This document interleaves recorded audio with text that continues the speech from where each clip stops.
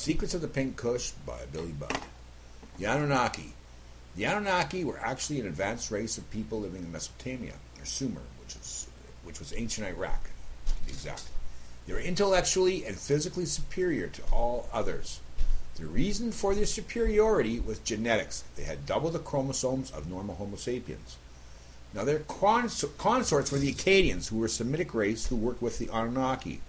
These were the people that created civilization, and this continues to this day. The Sumerian language is a language isolate, which means no known predecessors or successors. This was because it was a language of the gods who avoided human contact until this time. The gods being the tetraploid humans. The Akkadians were the ancient ancestors of modern-day Jews and were tasked by the Sumerians with implementing the bureaucracy and laws required for civilization. The Anunnaki, Sumerians, and Akkadians established a very close and special relationship that continues to this day.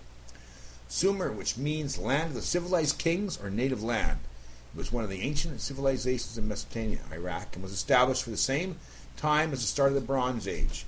These people actually started metallurgy, which created the Bronze Age, or the Copper Age and subsequently the Bronze Age. Sumer was probably established and occupied between circa 5500 and 4000 BCE by a non-Semitic people who spoke the Sumerian language. References to the names of cities, rivers, basic occupations, etc. are all supporting evidence for the Sumerian language.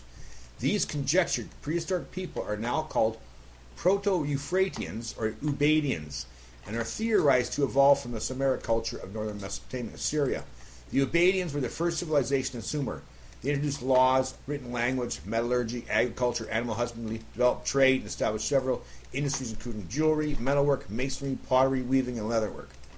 Now, from Wikipedia, they state the Anunnaki is also transcribed as Anunnaki, Anunna, Anunnaka, Anunnaki, and other variations, and considered a group of deities in ancient Mesopotamian culture.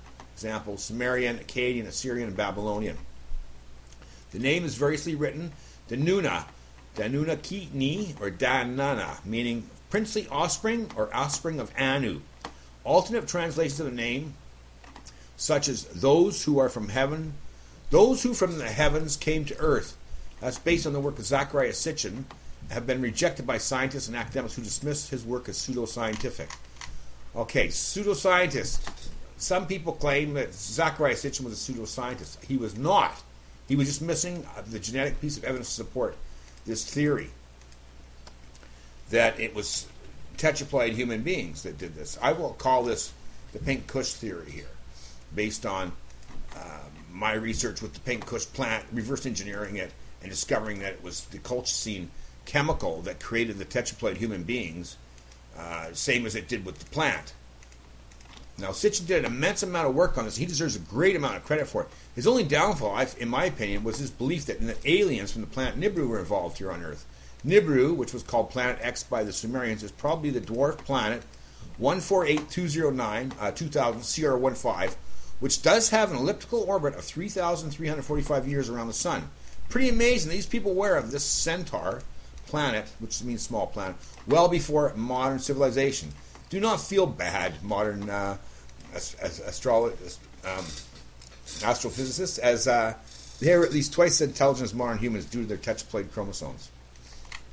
According to the Oxford Companion World Mythology, the Anunnaki are the Sumerian deities of the old primordial line. They are Tronothic deities of fertility, associated eventually with the underworld, where they became judges. They take their name from the old sky god Anu. Now, Troth, is spelled Chthonic. I'm not sure exactly how to pronounce it. It actually means subterranean. So this fits in with other reports of the troglodytes being a subterranean race that existed. And if you go to Malta, you will see there are tons of caves there that apparently were built by these people. And I believe that similar exists in other parts of the world.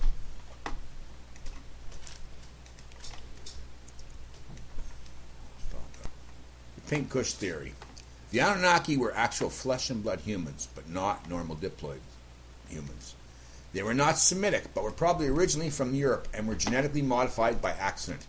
Humans are usually diploid, which means two sets of chromosomes. Their chromosomes were doubled, creating a tetraploid. And this was due to the chemical called colchicine, which is present in the autumn crocus plant. which is actually a lily.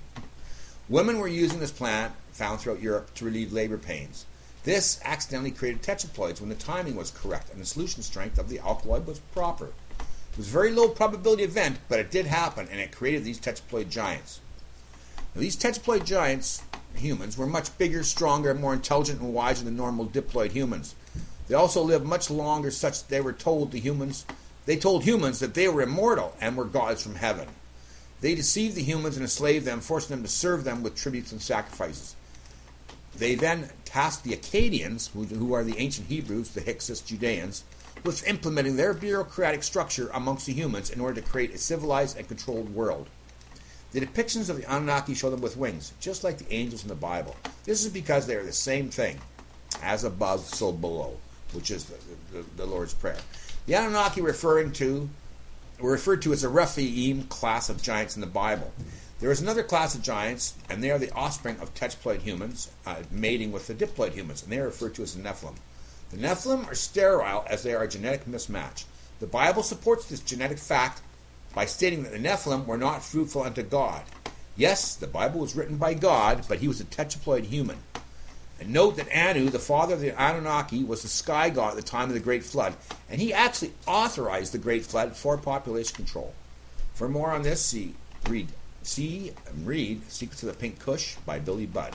That's Secrets of the Pink Kush by Billy Budd.